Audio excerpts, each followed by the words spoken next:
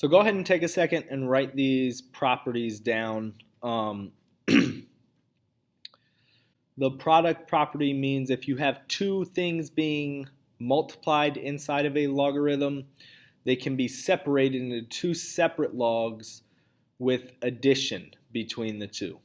And it goes both ways. So if you have two logs being added together, you can combine them to one log and multiply what's inside of each of those logs. Now, for all of these rules to work, the bases have to be the same, and the base stays the same all the way through. So when they're multiplying, you separate them into two separate logs with addition. When two are being divided inside of a log, you can separate them into two separate logs using subtraction. And when you have a power inside of a log, meaning a number being raised to an exponent, you can move that exponent out in front and it's being multiplied with that log there. This term basically means if you can get what's inside the log to have the same base as the log and these bases to be the same, then this whole thing, the whole log, is equal to whatever this exponent is. And that's what these first few are doing. And basically what we just did in the previous assignment, evaluating logs, that's basically what you're doing here. You're doing a slightly different way. I would need to get this 125 to be a base of 5. So this would become log base 5 of 5 to the third. And because 125 is 5 to the third, this is still equivalent. And because these two bases are the same, that whole thing is equal to 3. And if you evaluate this like we did before, you would also get this to equal 3. Here is straight up the rule. These two bases are the same, so this whole thing is equal to 6. Go ahead and try this one on your own. I'll use this as a you try.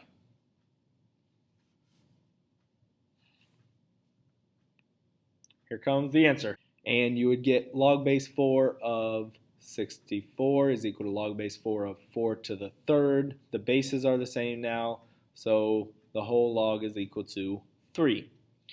You're going to have to try and notice when that is going to apply. If you ever can get the base of what's inside the log to be the same base as the log, do so and simplify it using this rule. Okay, so one more rule is that if you ever get a log, doesn't matter the base, if you ever get the log of 1, it's always going to equal 0. It doesn't matter what the base is, because if you understand the logs, you're saying this base raised to what power is equal to 1. And anything raised to 0 is equal to 1. So even if it's log base 500 of 1, because 1 is inside the log, that's always going to be 0. Write this rule down as well. It's just one that I forgot to put originally. So we're going to be looking at the product property here and the quotient property. Now, you've already written these rules. You don't need to necessarily write them again. I just wanted them on this page as well. These I'm going to write, the directions would be write as a single log, and this direction is going to be to expand the log into several different logs, more than 2. Let me go ahead and change colors here. So they're both base 3, log base 3 of 7 plus log base 3 of 4. What I'm going to do with the two numbers that are inside the log, I'm going to bring it to one single log and multiply those. So it's going to be log base 3 of 28. And that's simplifying it into a single log. Where this one, I have I have log base 3 plus I have log base 2 of 3 plus log base 2 of x minus 2.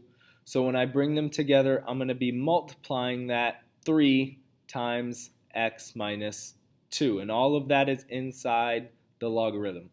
So it's going to end up simplifying to log base 2 of 3x minus 6. Now I do need to keep that in the parentheses to express that the whole thing is inside the parentheses. If I just write it like this, what this expresses is just the 3x is inside the parentheses and the minus 6 is on the outside. So if you want the whole thing in it, you got to express that using the parentheses. And here to expand it. So I'm basically using this rule, and you have to notice, well, what's being multiplied to get to 15? So that's going to be 5 times 3. So I can expand it into several different logs using the rule log base 5 of 5 plus log base 5 of 3. And then notice these bases are the same, so this whole log is going to equal the exponent. Well, the exponent's here, it's not shown, but it really is a 1. So that's going to be 1 plus log base 5 of 3. The quotient property, I'm going to expand this one, and I'm going to condense these. Condense the logarithms means that you're writing it as a single log like we did with number 4 and 5 here. So to expand this one into several different logs, they're being divided, so I'm going to write them as 2 separate logs using the rule, and I'm going to subtract the 2 separate logs there. And that's it. That's as much as I can do there. So to expand this one, so to condense this one, I'm going to have a log of 12 divided by 3, and because I can simplify that, go ahead and simplify that, and that's going to become log of 4. I can't simplify that because the base is not 4. We'll talk about what this base is in the next unit. But if it doesn't show a base, you don't need to write the base. And for this one, I have log base 4 of x plus 4 divided by 6. Because they're being subtracted, I'm going to divide each of them, and all of that is inside a log, so I'm going to put it all in parentheses, and that's it. I can't simplify that or do anything else to that, so that's all there is. And the power property. And this could go either way. When I have this number out in front being multiplied with the log, you can write that as the exponent of what's inside the log. So I can write this as log base 5 of x raised to the third is going to be the same as 3 times log base 5 of x. So when I have log of y raised to the fourth, this exponent can move to the front and be multiplied with that log. So it's 4 times log of y would be the same as that. And that's basically it, going one way and from one way to the other and back. These next few have several different rules embedded in the one problem. So this is going to be to expand. You may end up making mistakes if you try to do too much at once. If you take it one step at a time, I'm going to separate these with the division part first. Because x, y is being divided with 5, I can separate each of those into 2 separate logs using subtraction. And then now I have both this x times y inside of this log, so I can separate that into log of x plus log of y, and they're base 5, and if you notice here, log base 5 of 5 is going to equal 1. Because the bases are the same, this exponent is 1, so it's just minus 1. And don't put this in parentheses. This is not inside the log. I only want that y inside that log there. So this is the expanded form of number 12. And to condense this one, before I multiply, because this is being added, I'm going to multiply what's inside the logs. But before I multiply this x and y, I have to take care of that coefficient to the log, which is going to become the exponent. So this becomes log of x raised to the sixth plus log of Janine Torres, please come to guidance. Janine Torres, please come to guidance. log of y raised to the fifth. And now I can combine them into one log of x to the sixth times y to the fifth. And now it's written as a single log there. So go ahead and try to do these two, 14 and 15. 14 should have come out to 3 log base 9 of x minus 2. When you separated them, use the minus because they're being divided, and then this 3 comes out in front, and this 81 can turn into 9 squared, and now these bases are the same, so the whole log becomes 2. Understand that it's just this x inside the log though. And then this one. This is one that a lot of people will get wrong. Do it one step at a time, and you get the exponents on the y and the z, and then just do these two logs, and it becomes log of x over y to the fourth plus log z to the third. And then when I multiply those, I'm multiplying, and this z to the third is really z over 1. And when I multiply it straight across, it should be multiplied with the numerator here, which makes it x z to the third over y to the fourth inside the log. Basically, what it's going to mean is if the log has a negative or a minus in front of it, it's going to be in the denominator. If it has a plus or a positive in front of it, it's going to end up in the numerator.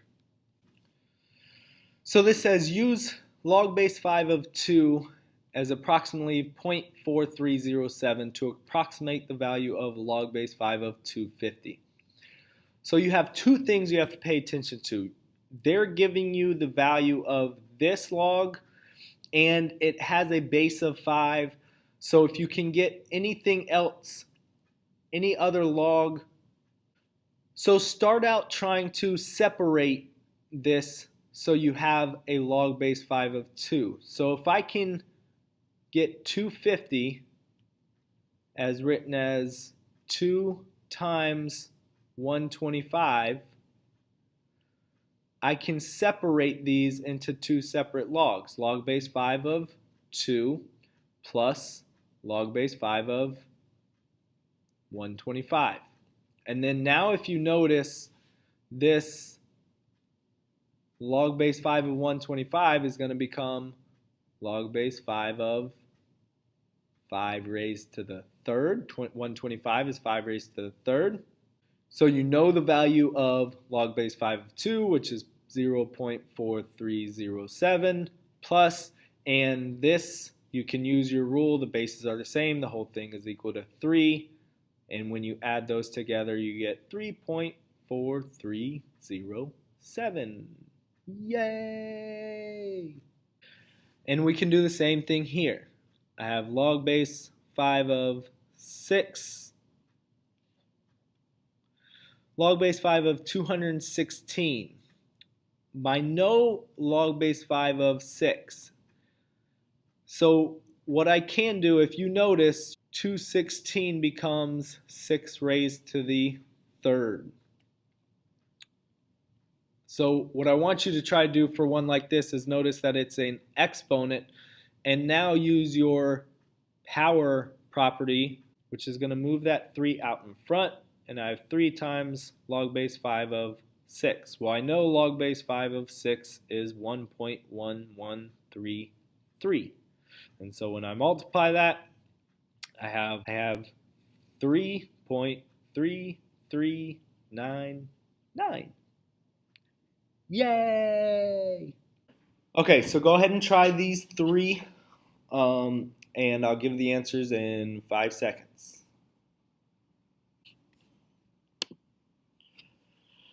Okay, so you should have gotten for the first one 6.5850, the second one 5.17. This first one, going back to show you how I did it, if you can see here, I wanted to get a 3 out of this 96. So that 96 is 3 times 32. And if I separate those, I know what log base 2 of 3 is from what they gave me.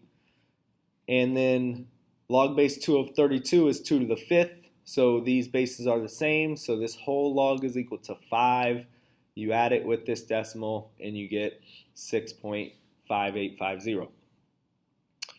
For this one, I want to look and try to get, because I know log base 4 of 6, I want to try to get this as factors of 6. So when you keep dividing by 6, it goes in evenly, and actually it becomes a power of 6. So this is 6 raised to the 4th. I can bring that exponent out in front. I know what log base 4 of 6 is, 1.2925, times that with 4, and I get 5.17. All right. Why is Peter Pan always flying? Because he never lands. Can you get it, never lands? I like this joke. Because it never grows old. Oh! Gotcha twice.